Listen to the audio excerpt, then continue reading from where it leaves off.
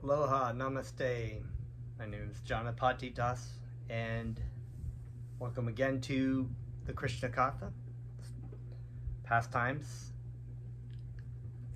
I'd like to offer my respects to you. Thank you for tuning in. And I'd also take the opportunity to pay respects to my spiritual master, Jagat Guru Siddhaswar Bhananda Paramahamsa Srila Prabhupada, and to His Divine Grace A.C. Bhaktivedanta Swami Prabhupada. We are reading from this Krishna book, which is the summary compilation of the 10th canto of the Srimad Bhagavatam, with the all philosophy of the whole other 9 cantos within it. So, as always, we will start off with our hearing and chanting, which is known as kirtan. Chant the holy names of Krishna to purify our heart and mind of the material impurities that cloud our consciousness and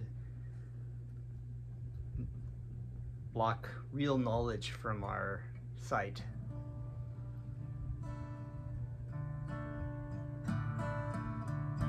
Namam Vishnu Padaya Krishna Prastaya Bhutale Srimate Siddhaswarupananda Paramahamsa Iti Namine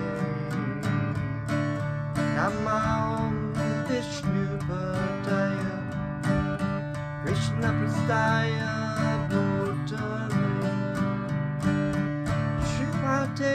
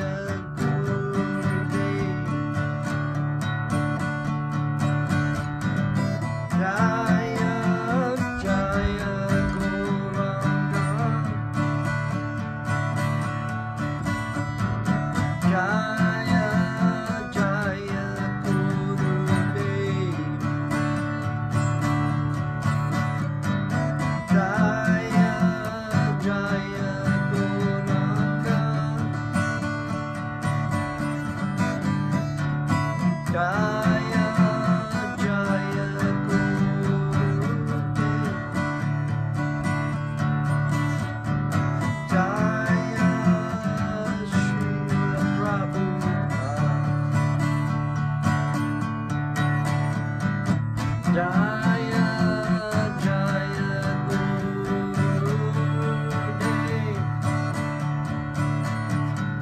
Jaya Shri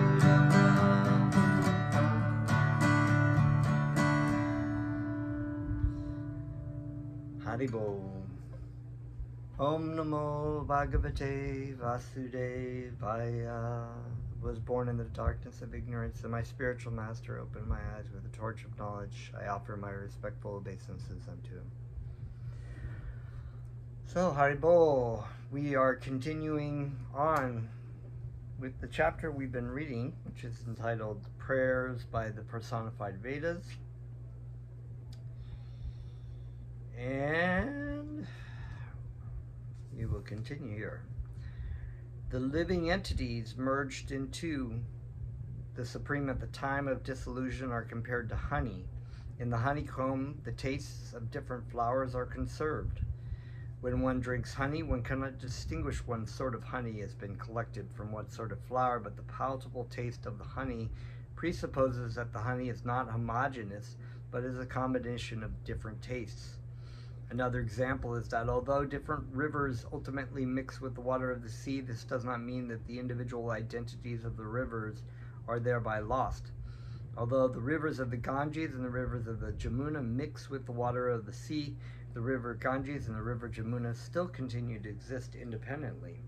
The merging of different living entities into Brahman at the time of dissolution involves the dissolution of different types of bodies, but the living entities, along with their different tastes, remain individually submerged in Brahman until another manifestation of the material world.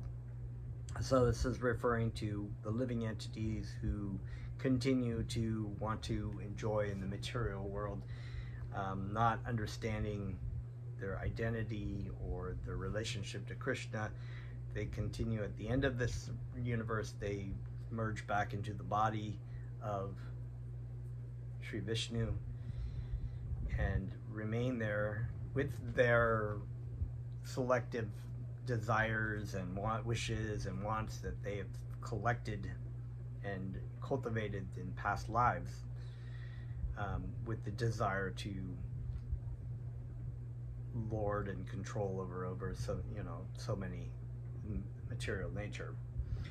As the salty taste of seawater and the sweet taste of Ganges water are different, and this difference continuously exists, so the difference between the Supreme Lord and the living entities continuously exists, even though at the time of dissolution they appear to merge.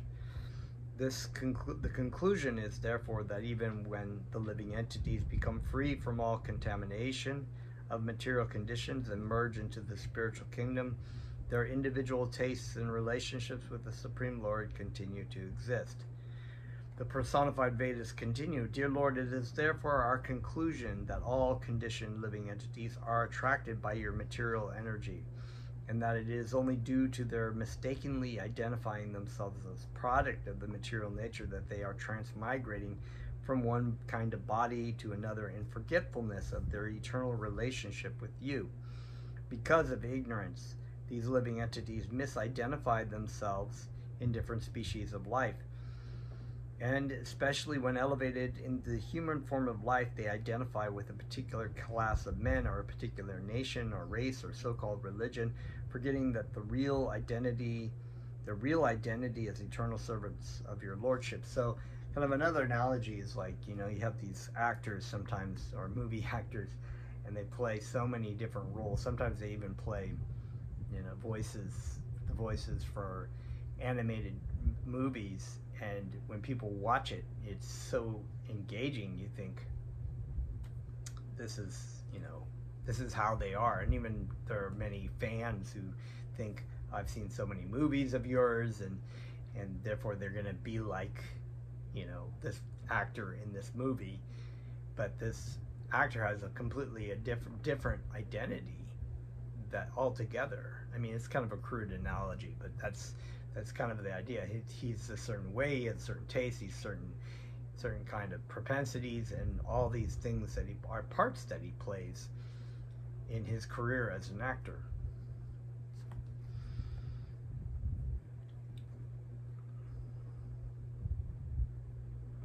Due to this faulty conception of life, they are undergoing repeated birth and death. Out of many millions of them, if one becomes intelligent enough by associating with pure devotees, he comes to the understanding of Krishna consciousness and comes out of the jurisdiction of the material misconception. In the Chaitanya Charitamrita, it is confirmed that by Lord Chaitanya that the living entities are wandering within this universe of different species of life, but that if one of them becomes intelligent enough by the mercy of the spiritual master and the Supreme Personality of Godhead Krishna, then he begins his devotional life in Krishna consciousness. It is said, Harim Vina na militam talanti. Without the help of the Supreme Personality of Godhead, one cannot get out of the clutches of repeated birth and death. In other words, only the Supreme Lord, the Personality of Godhead, can relieve the conditioned souls from the cycle of repeated birth and death. So through just through the mercy that we are, we cry out to Krishna to help us, and he comes and pulls us from the ocean of repeated birth and death. The personified Vedas continue. The influence of time, past, present, and future, and the material miseries such as excessive heat, excessive cold, birth, death, old age, and disease are all simply the movements of your eyebrows. Everything is working under your direction. It is said in the Bhagavad Gita that all material activity is going on under the direction of the Supreme Personality of Godhead, Krishna, one of many of Krishna's inconceivable energies. Krishna can be completely in control of everything that goes on, but at the same time is completely aloof from the material energy. The Vedas continued, all the conditions of material existence are opposing elements for persons who are not surrendered to you, unto you. But for those who are surrendered souls and are in full Krishna consciousness, these things cannot be a source of fear. So I'm going to read that again. That's really cool. All the conditions of material existence are opposing elements for persons who are not surrendered unto you. But for those who are surrendered souls and are in full Krishna consciousness, these things cannot be a source of fear. So the living entity under the direction of Krishna, under his service, there are so many things. Bhaktivedanta Swami Prabhupada has always said there's danger at every step. But the living entity, in his attempt to try to lord and control and enjoy, actually finds himself continuously in fear of different things, which is ultimately stemmed from the fear of death and extinction.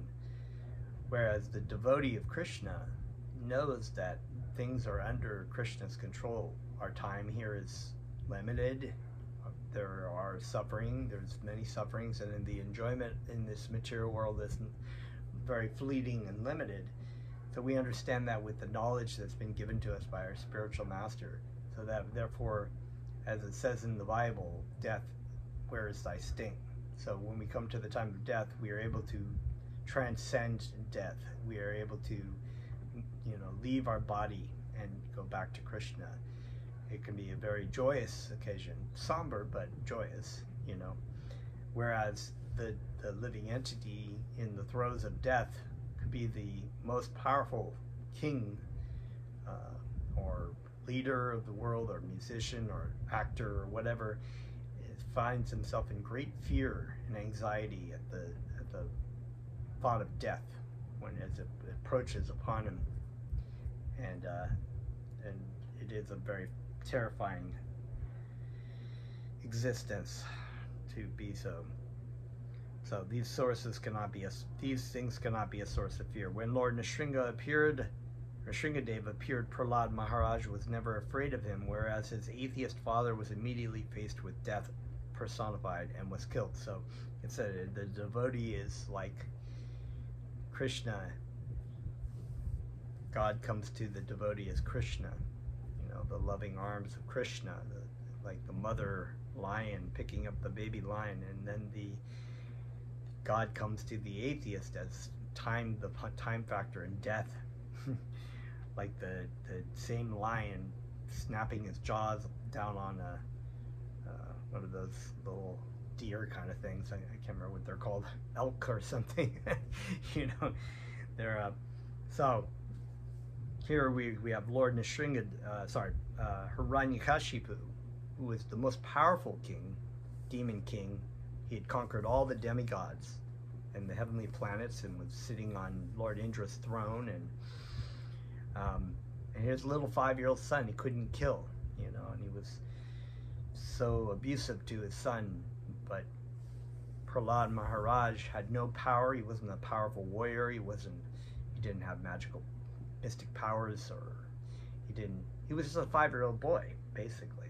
But he had complete faith and heard from Narada Muni in the womb of his mother and understood the absolute truth, and had no fear.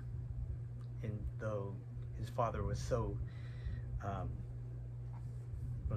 so horrific to him that anyone else would, you know, he made the demigods shake in their boots when he would come to them, but not Prahlad. Prahlad was like, no, my dear demoniac father, Krishna is in control of everything, even you. And the father, Lord Hiranyakashipu was like, is he in this pillar? And he said, yes, God is everywhere. And so Lord Nrsingadev, Krishna, manifested this wonderful form of Lord Nrsingadev just to protect his devotees and to kill the demons, which is what Krishna does. Therefore, although the Lord Nrsingadev appears as death for the atheist like Hiranyakashipu, he is always kind and is the reservoir of all pleasure for devotees. Like Prahlad, a pure devotee is not, therefore, afraid of birth, death, old age, and disease. So we have, like, I'm going to take this off real quickly and show you this picture of Lord Nrsingadev. There he is right there. You can see it's a very wonderful painting done by a godbrother of mine, Sahadev. And you can see over in the corner here, good right there, this is after he had killed Hiranyakashipu, and there's other pictures that are painted and they're very ferocious, but you know, all the demigods, and you can see Prahlad there lovingly give the garland to Lord Nrsingadev, and there's so much love there between the devotee and Krishna. The same form that was so frightening to all the demigods and sages. They were trying to pacify Lord Nrsingadev, and they just were, he was so angry. Transcendental anger was so frightening to everyone. He made the earth shake, and it was just terrifying even to the demigods. And they were like, Prahlad, you seem to have some kind of relationship with to him, you know, maybe you can go and pacify him. And so Prahlad prayed to Hiranyakashipu get my names mixed up, not Hiranyakashipu, to Lord Nrsingadev, and pacified him. And there was so much love there, and that's the love that Krishna has for his dear devotee, where he can manifest such anger and kill the demons, and you know, a second later he can manifest that great love that he has for his devotees. He's always kind and in the reservoir of all pleasure for devotees like Prahlad. Yeah, that's what it says. Always giving bliss to devotees like Prahlad. That's the prayer of Lord Nrsingadev. I offer my obeisances to Lord Nrsingadev, who is always giving bliss to his devotees like Prahlad and chiseling at the hearts of demons like Hiranyakashipu. The devotee always sees Lord Nrsinga everywhere. Lord Nrsinga is within and without. Let us all take shelter, therefore, of Lord Nrsingadev. Oh, my Lord Nrsinga, your hands are so very beautiful, like lotus flowers, and with your sharp nails you ripped apart the wasp Hiranyakashipu. Unto you, Lord of the universe, I offer my humble obeisances. Jagadisha Hare, right?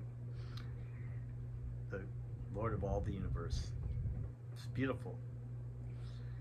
Sripada Sridhara Swami has composed a nice verse in this regard, the meaning of which is as follows: My dear Lord, I am a living entity perpetually disturbed by the conditions of material existence. I have been cracked to pieces by this smashing wheel of material existence.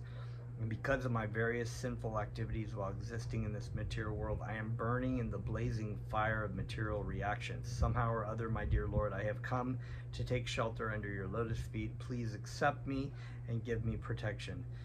Srila Narottam Das Thakur, another great devotee in our Sampradaya, also prays like this: My dear Lord, O son of Nanda Maharaj, associated with the daughter of Rishabhanu, I have come to take shelter under your lotus feet after suffering greatly in the material condition of life, and I pray that you please be merciful upon me. Please do not kick me away, for I have no other shelter than you. So this is the mercy of Krishna. Krishna is apt to give shelter to the distressed, and if a devotee of Krishna, a living entity lost in the material world, understands that he's being smashed by the material world and his constant enviousness of Krishna and desire to be the Lord and Master, if he has that little bit of intelligence and prays to Krishna to please protect him and please let him come to know and love and reinstate that relationship of love with Krishna. Krishna is all the eager for it. That's what he's been trying to do, and this is what this whole chapter is about. This is about the means that Krishna is always present within the heart of the living entity, and is always trying to bring the living entity's wayward sons back and daughters back to him through different means. And so we have like these different kinds of Vedic rituals. He'll give you, if you want to walk an inch, even an inch, I'll give you that opportunity to do that. You can just do this and still try to enjoy this other way, but at least you've taken that inch, right? The conclusion is that any process of self-realization or God realization other than bhakti yoga or devotional service is extremely difficult. Taking shelter of devotional service to the Lord in full Krishna consciousness is therefore the only way to become free from the contamination of material conditioned life, especially in this age. Those who are not in Krishna consciousness are simply wasting their time, and they have no tangible proof of spiritual life. So previously there were different, more difficult means of coming to self-realization because people's consciousness were more elevated. There was less, this is Kali Yuga, the Iron Age, the age of quarrel, chaos, and confusion. And there's a wonderful story in the Srimad Bhagavatam in which Maharaj Parikshit, the same Maharaj Parikshit who is having this conversation with Shukadev Goswami, comes across I guess lower than a Shudra, like a Maleka, right? Or lower than a Maleka, which is considered to be like a very sinful kind of person, not even in the caste system. They're so very degraded. Cutting the legs off of a bull. And that was very symbolic of the 4 pillars of the Vedic system, and also representative of the yugas and the current age that we're in. That in this age, all religiosity and so many things that were present that made people very elevated in consciousness in previous life were degraded and gone. We're going to be gone in this age of Kali. And you can see, within this is about 435,000 years, 440,000 years in this age that we have to go through, and we're 5,000 years, 6,000 years into this particular age of Kali Yuga. And even with the last 100 years, we've seen a huge decline in our consciousness in this culture, in Western culture. Just people very degraded, very hedonistic. Not religion is considered to be sort of a joke. People make fun of it or look down upon it as somehow not very elevated or educated. And even those people that are in religion, they're so heavily influenced by material life that they give fodder for the same people that make arguments against religion, because they're very corrupt. So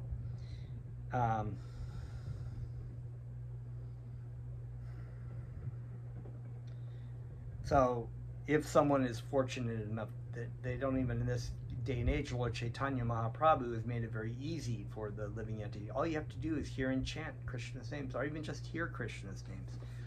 And this is so powerful that we know from the story of Ajamila in the Srimad Bhagavatam that just by one calling out of his son's Narayan's name in fear of the Yamadutes, he was liberated from the material suffering and from being taken to Yamaraj.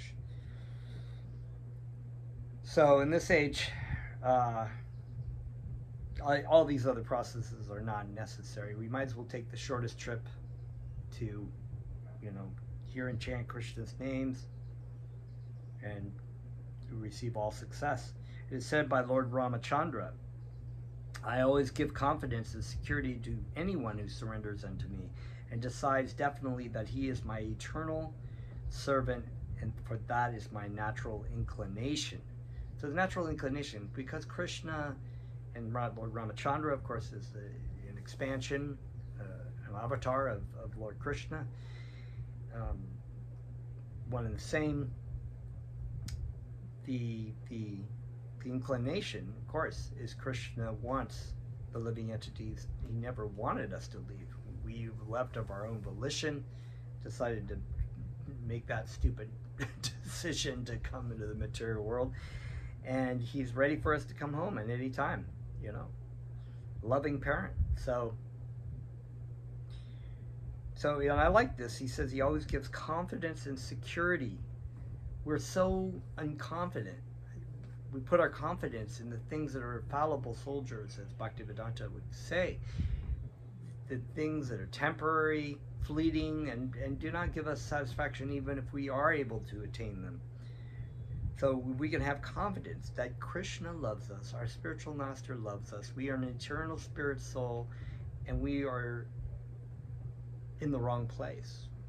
Our relationship is one of love with God, and that's in our security and our confidence. So one who understands that is very confident, is very, as it would say in Sanskrit, dhiras, sober. They're very what was the other word they used in the translation? Sober, and I can't think of the other word. There was another word they used in the translation for that, but very determined, very grounded, and there's no wishy-washy speculation about what this might be or that might be, or how do I do this or how do I do that. You have complete confidence and security in Krishna and your spiritual master. It's very wonderful. So he gives that confidence and security by our surrendering unto his lotus feet. Similarly, Lord Krishna says in the Bhagavad Gita, the influence of the material nature is insurmountable. The influence of the material nature is insurmountable. Hello? So we cannot get out of the material nature by any kind of speculative thing, or I'm just going to manipulate the material energy in a way that will benefit me and I'll be happy and satisfied. This will not happen. This won't happen. Even if we build that castle comes tumbling down at the time of death. But anyone who surrenders unto me can verily overcome the influence of material nature. There it is again, that we have no way to come out of material nature except for surrender to Krishna. That's why Krishna says in the Bhagavad Gita, abandon all varieties of religion or any kind of speculative thought or any kind of rules and regulations or means of like doing little kiddie steps all the way. Just surrender unto me. This is what all these little kiddie steps are leading to anyway. You want to just surrender unto me, and you can easily overcome the ocean of material suffering. The devotees are not at all interested in arguing with the non-devotees to nullify their theories. Another really important point. It's we live in a internet world, social media and debate and argument. I mean, Lord Chaitanya Mahaprabhu was a great debater. He could debate, and when he was young, he would debate everyone, and he could easily debate and overcome people. But that's not really what the devotees are interested in. We give people Krishna, we give them prasadam, we help them along their way, and they have to make that own choice. Just like Krishna tells Arjuna, you know, here is paraphrasing. He says, you know, this is everything I've told you is the absolute truth, but now you can make the decision for yourself, right? And anyone who has a little bit of intelligence also knows that the hearing and chanting of Krishna's names, the process of sadhana bhakti, is so attractive that those awakenings in the intelligence will happen very quickly, and you will see that. You will see very clearly what the absolute truth is. Rather than wasting time, they always engage themselves in the transcendental loving service of the Lord in full Krishna consciousness. And so even a lot of times they giving people Krishna, if they're not even like philosophically understanding at all what they're saying, but they're still through the mercy giving them the chanting, giving them prasadam, hoping that their heart will, you know, and it will. Maybe not this life, maybe not next life, but, you know, eventually. The personified Vedas continue. Dear Lord, although great mystic yogis may have full control over the elephant of the mind and the hurricane of the senses, unless they take shelter of a bona fide spiritual master, they fall victim to the material influence and are never successful in their attempts of self-realization. I love that, like, analogy, because it reminds me, one is that the elephant of the mind,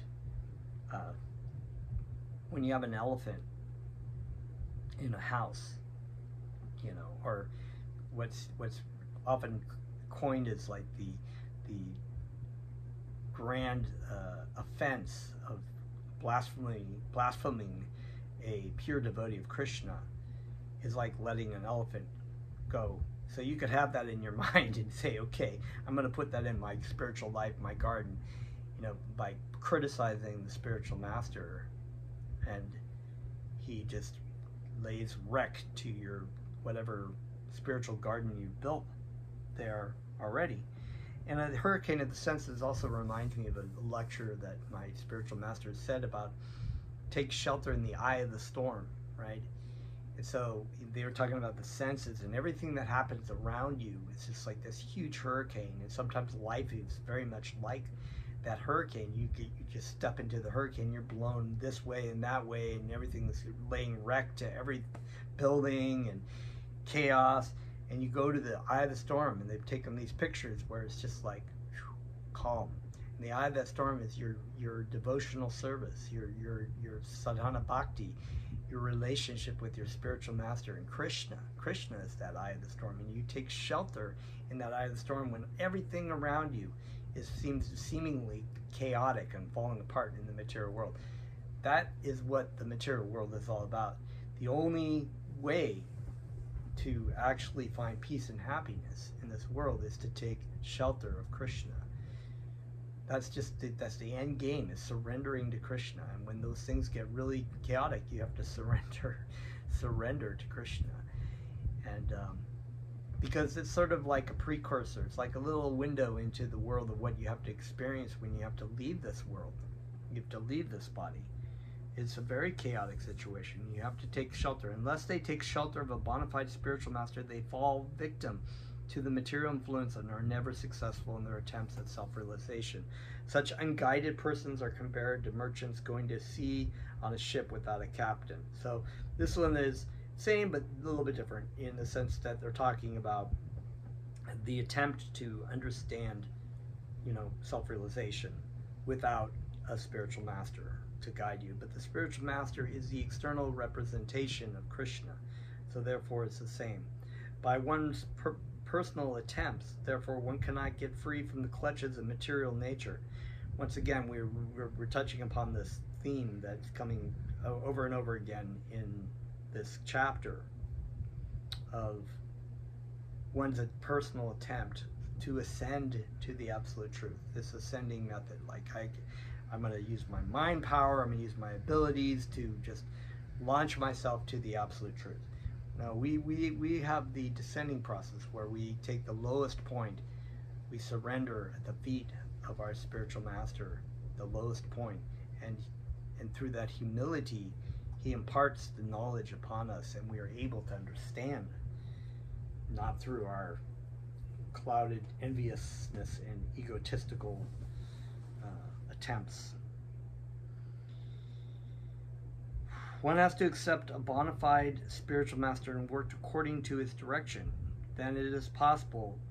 Just try to know the truth by approaching the spiritual master. That's what it says in Bhagavad Gita, chapter 4, verse 34. Approach him and render humble service to him, because the self-realized soul can impart knowledge because he has seen the truth by approaching the spiritual master and doing the same thing. So the process is airtight, it's tried and true for millennia that it works. Then it is possible to cross over the nescience of material conditions. Sridhara Swami has composed a nice verse in this connection, in which he says, "O all merciful spiritual master, representative of the Supreme Personality of Godhead, when my mind will be completely surrendered unto your lotus feet, at that time, only by your mercy, I shall be able to get relief from all obstacles to spiritual life, and I shall be situated in blissful life." Very nice. Actually, ecstatic samadhi, or absorption in the Supreme Personality of Godhead, can be achieved by constant engagement in his service, and this constant engagement in devotional service can be performed only when one works under the direction of the bona fide spiritual master. So this is traditionally, samadhi is part of the Ashtanga system, not yama niyama, asana, pranayam, pratyahara, dhyana, dharyan, and samadhi. Different processes by which to achieve. But this in this day and age can be achieved very simply by the hearing and chanting of Krishna's names. The Vedas therefore instruct that in order to know the science of devotional service, one has to submit himself unto a bona fide spiritual master. And the first thing the spiritual master tells you what to do, he gives you the instructions of sadhana bhakti, to chant Krishna's names, and the different ways you can chant Krishna's names, maybe through a meditation class, Guranga breathing, japa meditation, chanting and kirtan, right? And to practice that, to do that, to set yourself some goals of doing that every day. The bona fide spiritual master is he who knows the science of devotional service in disciplic succession. So that meaning, of course, my spiritual master, I have a spiritual master. I'm not just making this stuff up. I've actually heard this from my spiritual master, and he heard it from Bhaktivedanta Swami Prabhupada, and Bhaktivedanta Swami Prabhupada heard from his spiritual master, Bhaktisiddhanta Saraswati, and Bhakti Saraswati heard it from Gaurkishore Das Babaji, and Gaurkishore Das Babaji heard it from Bhakti Vinod Thakur, and other as it so this is, and continuing, Jagannath Das Babaji, I can name the spiritual masters all the way back to Krishna in this disciplic lineage. So this is a great tree of spiritual masters. The Vedas therefore instruct that in order to know the science of devotional service, one has to submit himself unto the bona fide spiritual master. The bona fide spiritual master is he who knows the science of devotional service in disciplic succession. This disciplic succession is called Shrotriya. The prime symptom of one who has become a spiritual master in disciplic succession is that he is 100% fixed in bhakti yoga. Sometimes people neglect to accept a spiritual master, and instead they endeavor for self-realization by mystic yoga practice. But there are many instances of failure, even by the great yogis like Vishvamrita. Arjuna said that in the Bhagavad Gita, that controlling the mind is as impractical as stopping the blowing of a hurricane. I mean, have you ever, like, tried to be like, you know, your mind is just like, you know, or you decide to dip your head in the sewage of political discourse currently, and you're just like reading stuff, and you're looking at video shorts, and you're looking at talk shows, and then you find yourself getting really angry because maybe you support a particular candidate, and then that person said this, and that's not true, and they're lying, and then before you know it, it's just like working up, and that's you like a hurricane. And then you're like, oh wow, and you get really angry at somebody who says something, maybe innocently, not really knowing what you're talking about, and you're just like, you continue that hurricane by spewing stuff at them, and it's just this great hurricane. And then you're like, oh wow, okay, you know, maybe you should calm down, and you're like trying to turn off the hurricane. It's like, what do you got to do? You got to go to the eye of the storm where there's Krishna. You have to chant Krishna's name, say, okay, you know what, I got to turn off my computer, I got to step out right now, I'm just going to chant my japa or chant some kirtan. And it's just like they've said that, you know, when you go, you know, life just weighs down on you like crows. That's more analogies, right? And then you chant, you go Haribol, Haribol, Haribol, and it's like the crows fly away. So you can, you know, you can see the reaction of just like taking shelter of Krishna through his chanting of his names, just like, it's like going to the eye of that storm. So the things are still going on around you. You're like, okay, you know, maybe I'll stay away from that next time and just focus on, you know, this and that. It gives you more strength to be able to deal with life's hurricanes.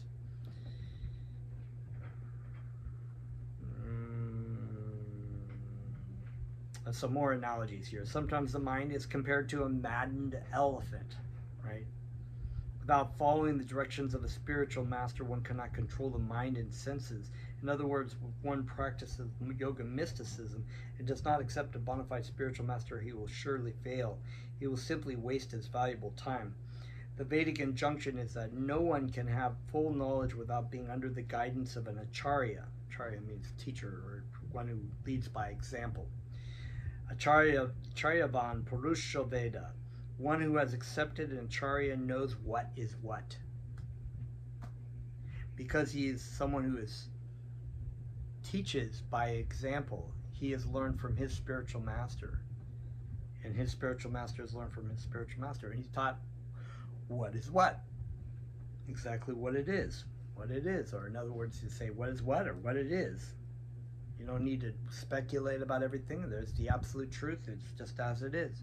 The absolute truth cannot be understood by arguments.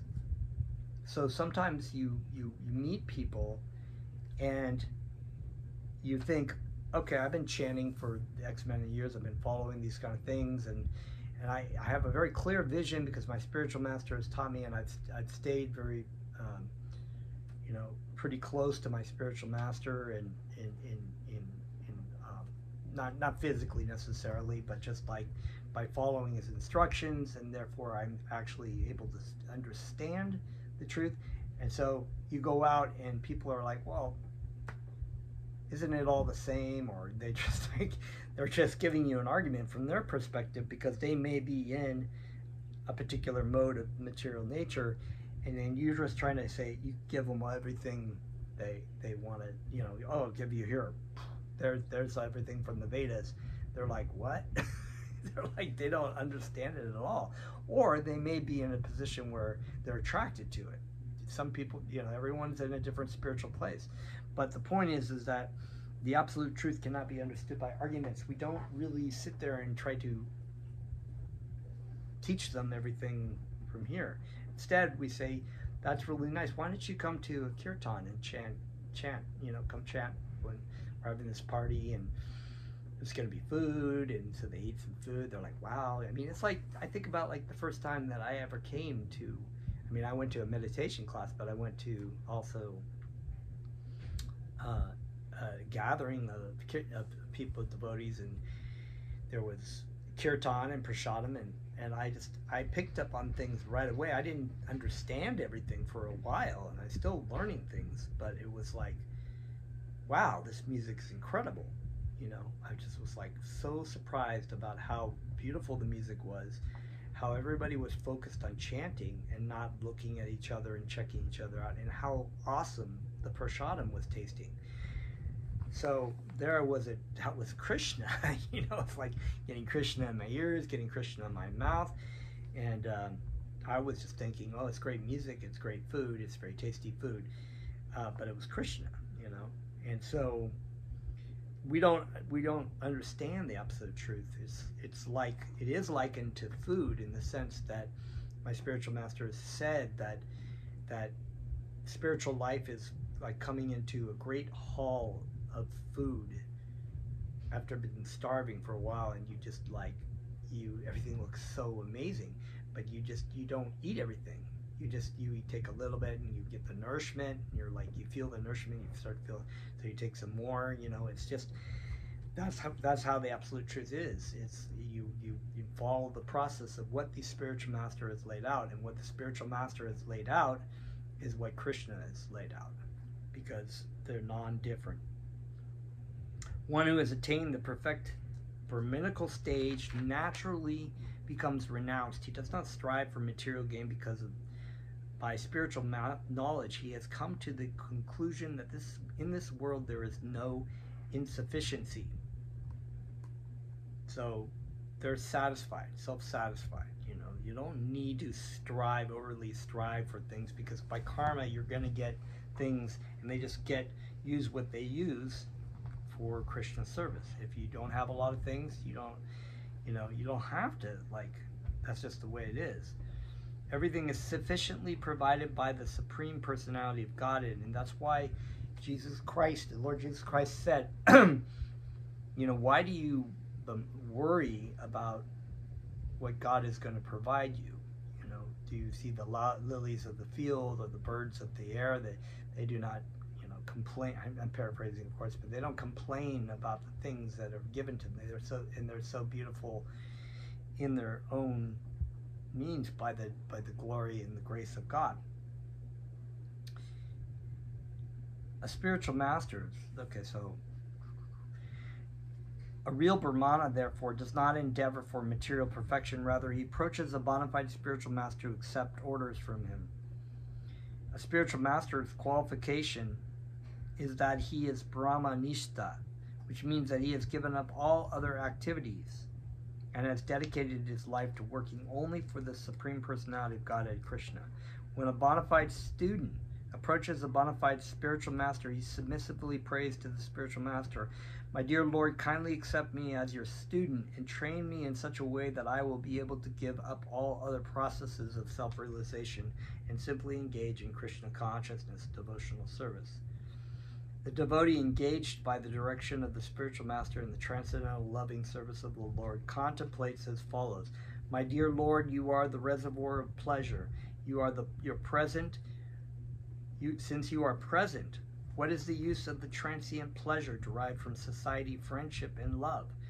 Persons unaware of the supreme reservoir of pleasure falsely engage in deriving pleasure from sense gratification. But this is transient and illusory. In this connection, Vijayapati, a great Vaishnava devotee and poet, says, "My dear Lord, undoubtedly there is some pleasure in the midst of society, friendship, and love, although it is materially conceived, but such pleasure cannot satisfy my heart, which is like a desert. In the desert there is need of an ocean of water, but if only a drop of water is poured on the desert, what is the value of such water? Similarly, our material hearts are full of multi-desires which cannot be fulfilled by materialistic society, friendship, and love. When our hearts begin to derive pleasure from the supreme reservoir of pleasure, then we can be satisfied. That's transcendental satisfaction is possible only in devotional service in full Krishna consciousness." So beautiful. Yeah.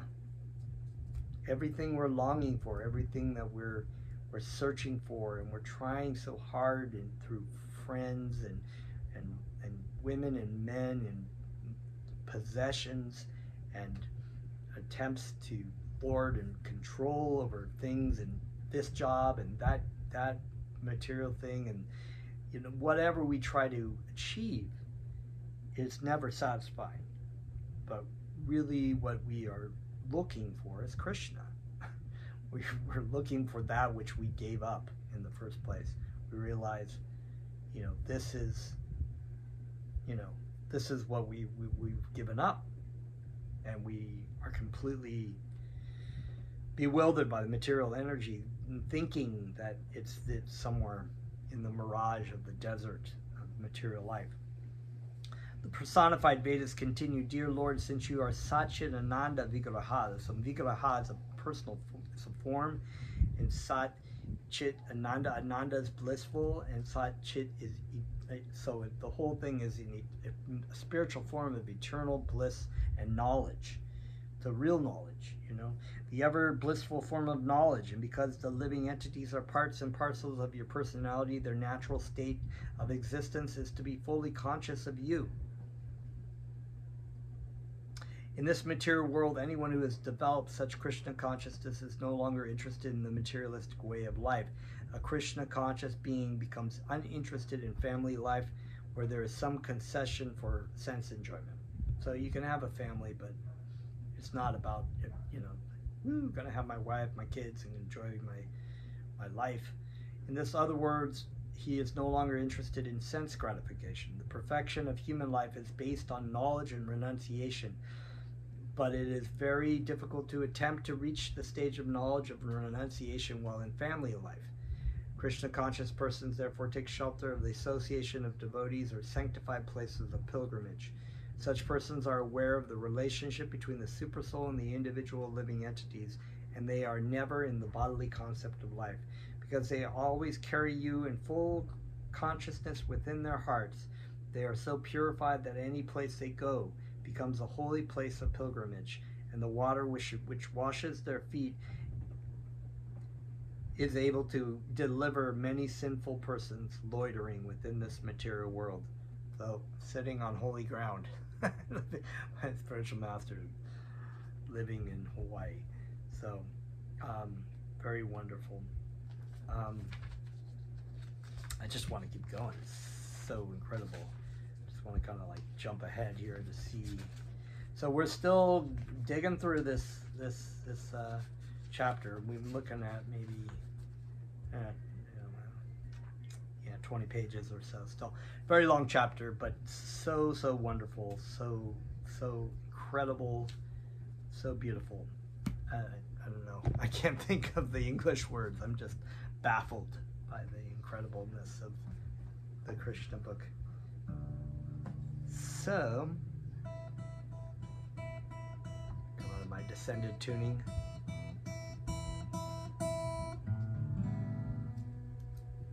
Let's chant a little bit.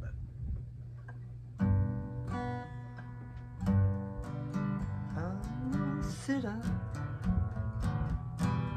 Swarupananda Paramamsa Namine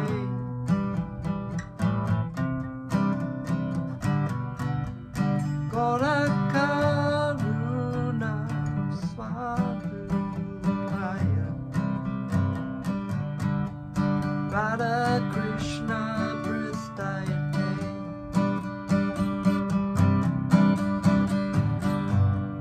Namo Siddha Swarupananda Namine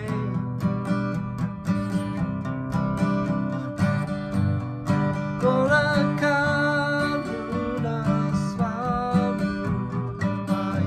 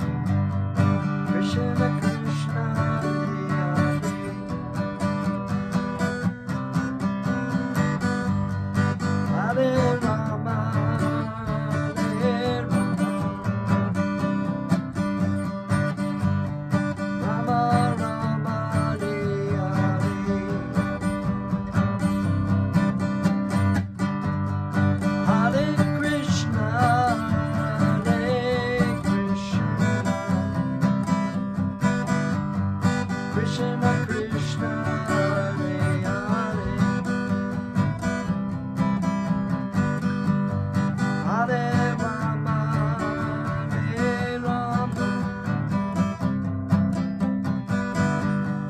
Rama Rama, Hare Hare.